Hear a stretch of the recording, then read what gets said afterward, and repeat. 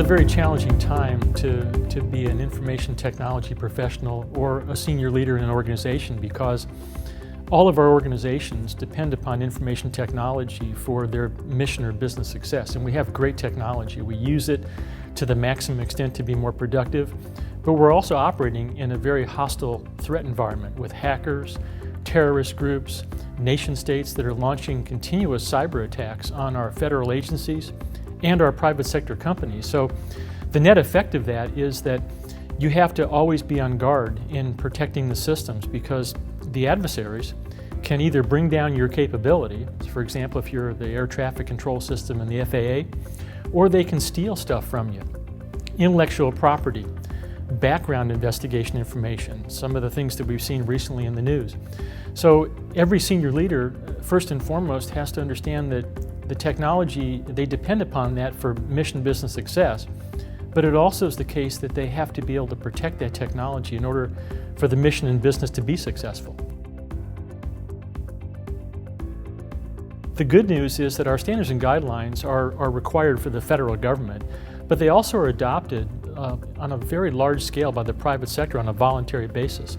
And I think the reason that they're adopted is because we're talking about the same technology. If you're in a Fortune 500 company, or if you're in a federal agency, we're using the same type of information technology. So the same types of threats that can impact the private sector can also impact the federal government or state and local governments. And I think the fact that we see the common threat out there, we're using the same technology, it makes our job of developing standards and guidelines, we can do those best practices and the standards and guidelines that will help the federal government. They can also help the private sector as well. We also learn a lot when we work with industry. They have a lot of great innovations going on out there in the security space. And our documents are widely reviewed when they're in draft form. And when we get that feedback from our customers, whether it's on the federal level or the state and local or the private sector, we take all that feedback in, and it helps us build stronger, better cybersecurity guidelines that then can be adopted by the private sector if they choose to do so. We've also worked in the last couple of years on the cybersecurity framework, which was based on the executive order. The President tasked NIST to go out and work with the critical infrastructure sectors, bring them all together, talk about the way that the framework could be formed that would support them in the best way possible. And NIST worked with the private sector, all of the critical infrastructure sectors, to build that cybersecurity framework, which is now available for anybody to use. And I think that's the kind of collaboration that brings together industry, government, and we can't forget the academic community. They provide a lot of the next generation talent that we need to actually defend our systems.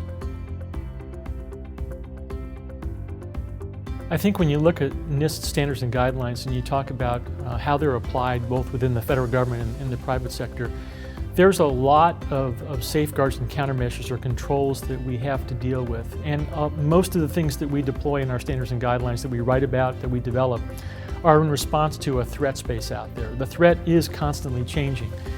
It changes very rapidly sometimes, but I think the good news is that we know how to defend systems from the point of view of developing stronger, more penetration-resistant systems. So even as the threat space changes, if you focus on the critical assets that you have and you build your protection levels up to the criticality level of those assets, those are fundamental principles that we've known about for probably 40 years. They've been around a long time. It involves developing what we call more trustworthy, more penetration-resistant systems.